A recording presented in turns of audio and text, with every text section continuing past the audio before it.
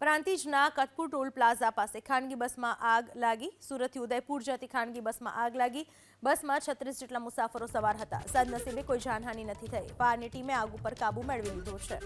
પ્રાંતિજના Katpur toll plaza પાસેની આ ઘટના છે, જ્યાં ખાનગી બસમાં આગ લાગી। જો કે ફાયર વિભાગને જાણ કરાતા તાત્કાલિક ફાયર વિભાગ ઘટના સ્થળ પર પહોંચ્યું હતું અને આગને કાબૂમાં લઈ લીધી હતી।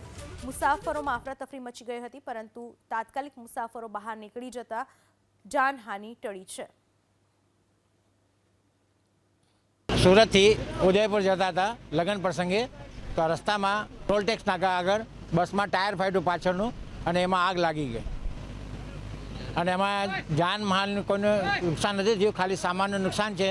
બાકી બધા જે અમે 40-42 જણ હતા બધા સુરક્ષિત રીતે ભગવાનની માતાજીની દયાથી અમે બધા સુરક્ષિત રીતે નીકળી ગયા છે।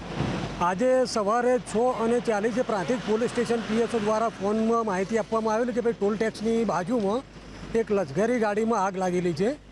તો જેવા સમાચાર મળતો અમે પ્રાંતિજની ટીમ તાબડતોડ સ્થળ ઉપર પહોંચી, પણ આગ જરા મોટી હોવાથી અમે બીજો કોલ હિંમતનગર ફાયરને પણ આપેલો। તો હિંમતનગરનું પણ ફાયર અહીંયા પહોંચી અને સ્થળ ઉપર પહોંચીને બંને હિંમતનગર અને પ્રાંતિજની ફાયરની ટીમે સંપૂર્ણપણે સાથ સહકારથી આખી લશ્કરીમાં મતલબ કે આગ ઓલવી નાખી છે અને કોઈ જાનહાનિ થયેલ નથી।